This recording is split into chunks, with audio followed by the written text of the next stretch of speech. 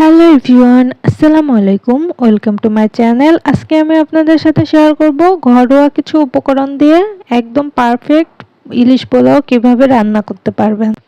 প্রথমে আমি মাছগুলোকে মেখে নিব। এজন্য সামান্য কিছুটা লবণ, কিছুটা হলুদের গুঁড়া আর কিছুটা মরিচের গুঁড়া দিয়ে এটাকে ভালোভাবে মেখে নিব।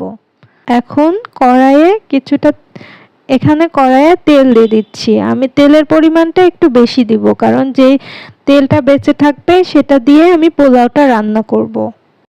তেলটা গরম হয়ে যাওয়ার পরে আমি মাছগুলোকে দিয়ে দিচ্ছি। এখানে আমি সবগুলো মাছ দিয়ে দিচ্ছি। এরপরে 1 মিনিট মতো রেখে দিব, তারপরে এটাকে উল্টে দিব। উল্টে দিয়ে আরও 1 মিনিট রেখে আমি মাছগুলোকে তুলে নিব। আমার মাছগুলো ভাজা কমপ্লিট হয়ে গেছে। এখন যে তেলে মাছ ভেজেছিলাম সেই তেলে 1/2 কাপ মতো পেঁয়াজ কুচি দিয়ে দিচ্ছি। এই পেঁয়াজটাকে বেরেস্তা করে নিব। আমার পেঁয়াজ বেরেস্তা করা হয়ে গেছে, এখানে আমি রেখে দিচ্ছি। এখন আমি মাছটা ভুনা করে নিব। এজন্য কড়াইয়ে কিছুটা তেল দিয়ে দিচ্ছি। এরপরে পেঁয়াজ কুচি দিচ্ছি 1/2 কাপ মতো। এর মধ্যে আমি 4-5টা কাঁচামরিচ দিয়ে দিলাম। পেঁয়াজ এবং মরিচগুলোকে কিছুক্ষণ ভেজে নিতে হবে।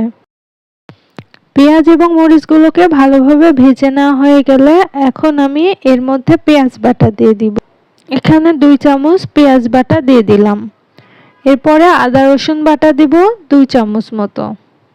আদা রসুন এবং জিরা আমি একসাথে ব্লেন্ড করে রেখেছিলাম, সেটা দিব 2 চামচ।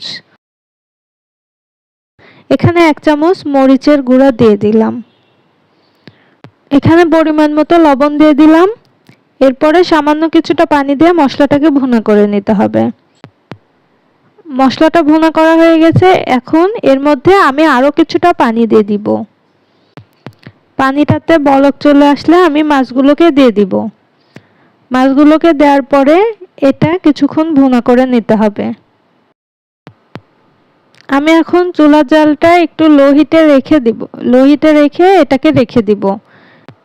এরপরে আমি একটা পাত্র বসিয়ে নিলাম। এখানে মাছ ভেজেছিলাম যে তেলে, সেই তেলগুলো দিয়ে দিচ্ছি। তেলটা গরম হয়ে আসলে এখানে আমি 1/2 কাপ পেঁয়াজ কুচি দিয়ে দিব। এখন আমি এর মধ্যে সামান্য কিছুটা ঘি দিয়ে দিচ্ছি। 2 চামচ মতো ঘি দিয়ে দিলাম। এরপরে পেঁয়াজটাকে কিছুক্ষণ ভেজে নিব। এর মধ্যে কিছুটা গোটা মশলা দিয়ে দিব।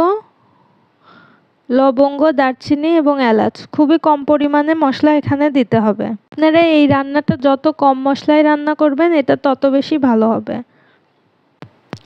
এবার এর মধ্যে 1 চামচ মতো আদা রসুন বাটা দিয়ে দিলাম।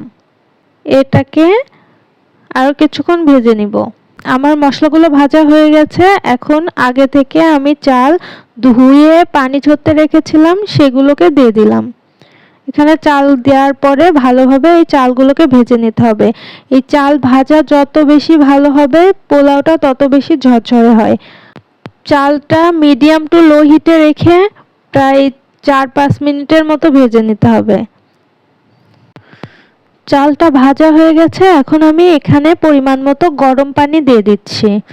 যতটুকু চাল নেবেন তার ডাবল পরিমাণে পানি নিয়ে গরম করে নেবেন এবং সেই পানিটা দিয়ে দিচ্ছি এখানে। পানিটা দেওয়ার পরে আমি ঢাকনা দিয়ে এটাকে ঢেকে দিচ্ছি। এদিকে আমার মাছটা প্রায় কমপ্লিট হয়ে গেছে। ঝোলটা শুকিয়ে এসেছে। এখন আমি উপর থেকে মাছগুলোকে তুলে নিব। এখানে আমি মাছগুলোকে তুলে নিচ্ছি। মাছগুলো তুলে নেওয়ার পরে যে ঝোলটা অবশিষ্ট ছিল সেটা আমি পোলাওয়ের মধ্যে দিয়ে দিচ্ছি। ঝোলটা দেওয়ার পরে ভালোভাবে মিশিয়ে নিতে হবে। মিশিয়ে নেওয়ার পরে আপনারা দেখে নেবেন যে এটাতে লবণ লাগবে কিনা, সেই অনুযায়ী এখানে লবণটা দিয়ে নেবেন। এবার চুলার জালটা লো হিটে রেখে আমি এটাকে ঢেকে দিব। 4-5 মিনিট পরে ঢাকনা খুলে আরও একবার নেড়ে দিতে হবে।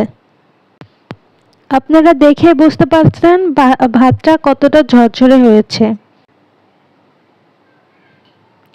আবার আমি ঢাকনা দিয়ে ঢেকে রাখবো আরও 3-4 মিনিটের মতো। এবার আমি পেঁয়াজ বেরেস্তাগুলো দিয়ে দিচ্ছি।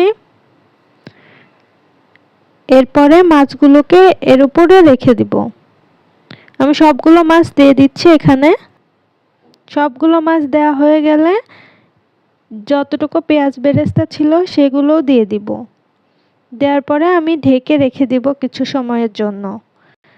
এভাবে খুব সহজে আপনারা ঘরে থাকা সামান্য কিছু উপকরণ দিয়ে ইলিশ পোলাওটা রান্না করে নিতে পারবেন। অনেকে এক্সট্রা মশলা দেয়, কিন্তু এক্সট্রা মশলা দিলে ইলিশের যে ফ্লেভার সেটা নষ্ট হয়ে যায়। এজন্য খুব কম মশলায় এটাকে রান্না করার ট্রাই করবেন। আমার চ্যানেলে রান্নার আরও কিছু ভিডিও আছে, আপনারা চাইলে দেখে আসতে পারেন।